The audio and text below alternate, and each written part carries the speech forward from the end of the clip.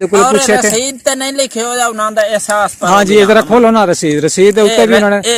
एहसास प्रोग्राम 8171 बिल्कुल ਇਹਦਾ ਤੇ ਬੇਨਜ਼ੀਰ ਸਕੀਮ ਦੇ ਨਾਲ ਤੇ ਇਸ ਦਾ ਇਤਨਾ ਖਾਸ ਕਨੈਕਸ਼ਨ ਹੀ ਕੋਈ ਨਹੀਂ ਨਾ ਜੀ ये तो मैनू ही वो एहसास प्रोग्राम उन्हें आख्या बेनजीर स्कीम दे विच ते मेरा मैं करामना ही कोई ना वालेकुम सलाम क्या हाल है अपना आला देता भाई ठीक हो ये पर्ची के शदी भी खाइंदा पे हो सानू ए पीर कोई एहसास प्रोग्राम दा ध्यान लेकिन फराड आई कोई खाना पूरी दहाई पिया ते कोई शदी अस्सलाम वालेकुम दोस्तों क्या हाल चाल है सब ठीक है खैरियत है मैं बिल्कुल ठीक हूँ जी अल्लाह ताला का करम है शुक्र है फजल है सब खैरियत है ये बंदा आप देख रहे हैं जी सामने जो खड़ा है ये आज गवर्नमेंट पे बहुत ज़्यादा नाराज़ है बहुत गुस्से में है तो आज जानते हैं कि इसके गुस्से की वजह क्या है तो बिना किसी ज़्यादा तमहीद के वीडियो को शुरू करते हैं और मुलाकात करते हैं जी इस बंदे से इस बंदे की जी आज वालेकुम अस्सलाम क्या हाल है महाराब निवास खैरियत आज सुने बहुत गुस्से दे विच मैनू पता चलिया तो मैं स्पेशल आ गया ये शाह जी गए गढ़ मोड़ जने कॉलेज स्कूल दे विच जने एहसास प्रोग्राम दे पैसे पे वरतींदे अच्छा गए ते ओ आदे नहीं थे हैं नहीं कोई ना ते इन्ने टीम वाले गलत तुहानू रसीदां दित्तियां ने रसीद ही लई वदाम अच्छा नहीं इस एहसास प्रोग्राम दे विच तेरी होई हुई है रजिस्ट्रेशन होई हुई है ना शा लिखे हुए हैं ये बिल्कुल इत्थे आए हैं टीम आई आई उन्हां दी अच्छा ओ कार्ड सारा कुछ मेरे को पूछियो ने भाई तेरी घर वाली दे नाम दा बनवा मैं आख्या घर दे मेरे फौत होयो ठीक है बात उन्हें आख्या जी चलो 10 दिता ही नहीं तो तेरे पैसे रोक बने ना ठीक है तेरे नाम बन वैसे ठीक है मेरा सारा इंटरव्यू लेख लुख के बात इथों ना मैसेज कीता है ठीक है ਤੁਹਾਡੇ तेरे मोबाइल ते मैसेज भी आ गया मेरे मोबाइल ते नहीं उन्हां दे कोल जेड़ा अपना सिस्टम आई उस तो तकरीबन बायोमेट्रिक दे जरिए तकरीबन आधे घंटे के घंटे तो बाद उन्हें मोड़ में रसीद दी है ठीक है और रसीद जरा रसीद दिखाओ ए रसीद है जनाब ये रसीद है बिल्कुल समझ आ गई जी ये लिख दिता ने जने तो आधर 8171 ते मैसेज आवे 8171 से आपको मैसेज मिलेगा लेकिन आज थोड़ी मैसेज नहीं मिले आज दिन तक कोई मैसेज नहीं आया ये अच्छा दोस्तों ये राब नवाज है मेरे पड़ोसी हैं तो जिन दिनों टीम आई हुई थी मैं भी इधर ही था और मुझे राब नवाज भाई ने बताया भी था कि हमारे यहाँ टीम आई है इमरान खान साहब की तरफ से वज़ीर आज़म पाकिस्तान इमरान खान साहब जो हैं उनका एहसास प्रोग्राम जो है उसके तहत जो है वो लिखने के लिए आए हैं हमारे नाम और हमें 12,000 रुपये की इमदाद जो है वो मिलेगी तो आज ये बता रहे हैं जी कि 45 किलोमीटर सफ़र बनता है गढ़ मोड़ का अहमदपुर सियाल से गढ़ मोड़ ये पहुँचे हैं वहाँ पे जो सेंटर बना हुआ है उन्होंने कहा कि भाईजान आप कहाँ आए हैं आपके कोई पैसे नहीं हैं कोई आप एवं आप चक्कर लगा रहे हैं लेकिन इनके पास जो रसीद है वो इन्होंने दिखाई है मैं आपको एक दफ़ा फिर से रसीद दिखा देता हूँ ये इनकी रसीद है जी जो कि इनकी ठीक है जी ये इनकी रसीद है लेकिन इनको जो है काफ़ी परेशान है क्योंकि ऑलरेडी ये गरीब बंदा जब घर से निकलता है तो साफ जाहिर है कि वो किराया अपना केड़ी चीज़ देते गए वैगन बस लारी ते गए उसो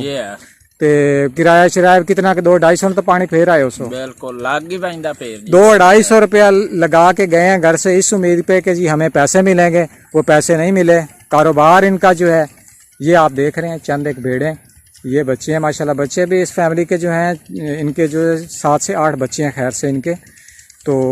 मतलब कि यही होता है कि चलें गुजर बसर आसान हो जाएगा इमरान खान जो इमदाद है वो मिल जाए तो इंसान जो होता है कुछ आसानी पैदा हो जाती है तो वो नहीं हुआ इनके साथ बहुत बड़ा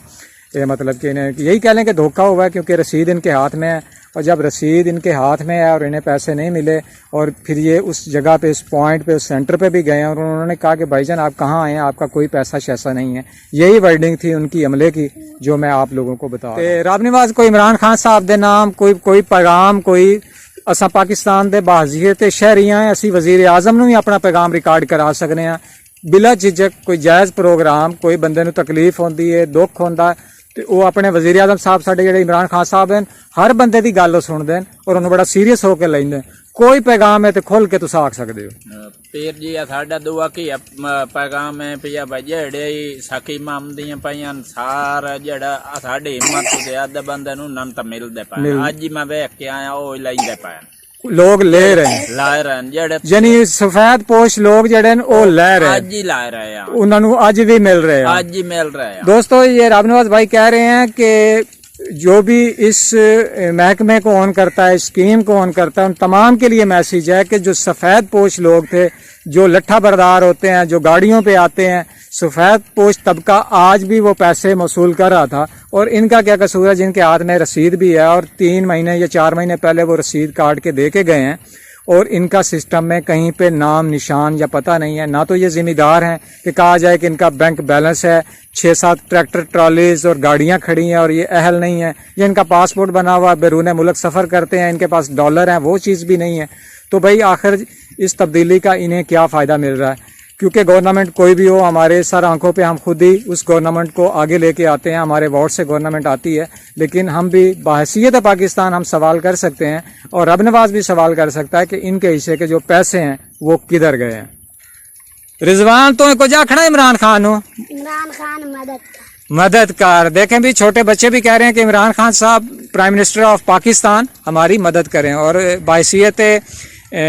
मुल्क के प्राइम मिनिस्टर आप हम सब के प्राइम मिनिस्टर हैं, आप हमारे बड़ों के भी प्राइम मिनिस्टर हैं, छोटों के भी प्राइम मिनिस्टर हैं, सब के प्राइम मिनिस्टर हैं। तो आज ये छोटे बच्चे भी कह रहे हैं जी हमें मदद मिलनी चाहिए और हमें मदद जो है वो पहुंचाई जाए। कोई भी इस वीडियो को देखेगा जो कि इस अदारे को ऑन करता है या इस स्कीम को ऑन करता है, तो उन सब के लिए ये एक सवालिया निशान है कि एक ऐसा इंसान जो कि एहतजाज तो नहीं कर सकता, जो गाड़ी पे बैठ के ऑफिस नहीं जा सकता या वहाँ से अपने हिस्से की मदद नहीं मांग सकता, तो अगर वो रिक्शों पे या लारियों पे बैठ के जाते हैं और आगे से उन्हें कहा जाए कि भाईजान किधर के पैसे, आप किस लिए इधर आए हो, आपका कोई पैसा शैसा नहीं है, हमारा टाइम ज़ाया ना करें, तो बहुत ज़्यादा। अच्छा रामनिवास जेडे तुसी उत्थे गए हो, पहुंचे हो, तो उन्होंने तुहानू आख्या कि आखिर तुसें रसीद विखाई है कि यह रसीद है सानू इस ਜਿਹੜੇ ਇਮਦਾਦ ਦੇ ਪੈਸੇ ਹਨ ਉਹਨਾਂ ਵਾਸਤੇ ਨਾ ਰਸੀਦ ਬਣਾ ਕੇ ਦਿੱਤੀ ਹੈ 12000 ਰੁਪਏ ਦੀ ਜਾਂ 12500 ਰੁਪਏ ਦੀ, ਤੇ ਇਹ ਸਾਨੂੰ ਪੈਸੇ ਜਿਹੜੇ ਨੇ ਸਾਡੇ ਕਿਹਦੇ ਨੇ, ਤੇ ਉਹਨਾਂ ਕੋ ਕੀ ਜਵਾਬ ਤੁਹਾਨੂੰ ਦਿੱਤਾ? फिर जी उन्हें आख्या भाई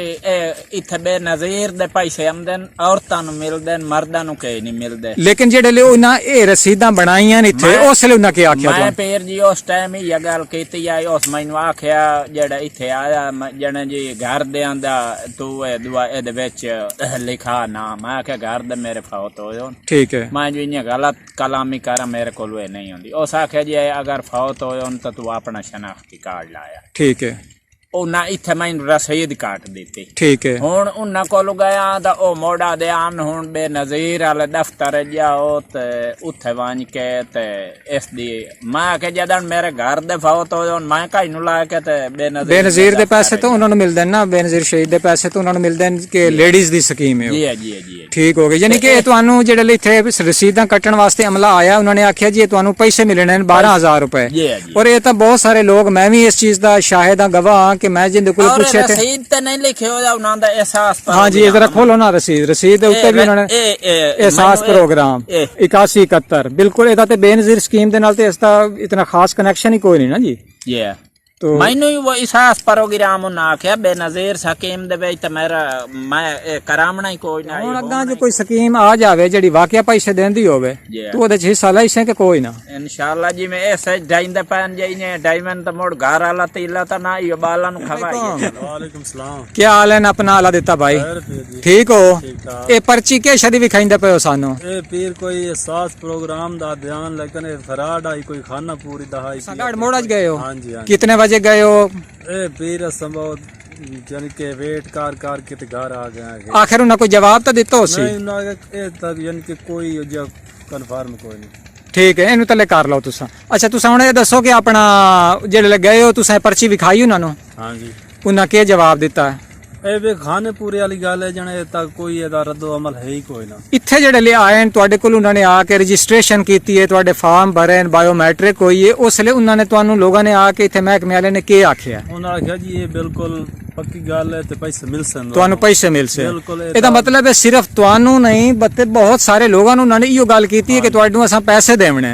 लेकिन हुण जेल्ले टाइम आया कितना सफर है इथों गढ़ मोड़ दा? जी 35 किलोमीटर। 35 किलोमीटर साफ जाहिर है कि इथों तुसे रक्शियां दे उत्ते बसां दे उत्ते चढ़ के गए हो सो कितना किराया लगदा है एक साइड दा? तकरीबन 150 रुपया एक साइड दा, 300 रुपया उत्ते खावण पीवण, मतलब कम से कम 400-500 रुपया तुसी खर्च करता है घरों कि असीं इमदाद लवण जांदे पे हां, लेकिन तुहानू इमदाद नहीं मिली। ਰਵਈਆ ਕੀ ਹੋ ਜੀ ਇਹ ਉਹਨਾਂ ਦਾ ਦਫ਼ਤਰਾਂ ਰਵਈਆ ਇਹ ਛੜਾ ਕੋਈ ਨਾ ਆਈ ਭਾਈ ਜਿਵੇਂ ਹੁੰਦਾ ਹੈ ਕਿ ਨਰਮ ਹਿਸਾਬ ਹੋਣਾ ਉਹ ਚੀਜ਼ ਨਾ ਆਈ ਜੀ ਔਰ ਉਹਨਾਂ ਨੇ ਤੁਹਾਨੂੰ ਕੀ ਆਖਿਆ ਕਿ ਤੁਸੀਂ ਹੁਣ ਨੈਕਸਟ ਚੱਕਰ ਲਾਵਣਾ ਜਾਂ ਤੁਹਾਡੇ ਪੈਸੇ ਹੈ ਨਹੀਂ कोई ना नहीं पैसे है नहीं कोई ना पैसे है नहीं कोई ना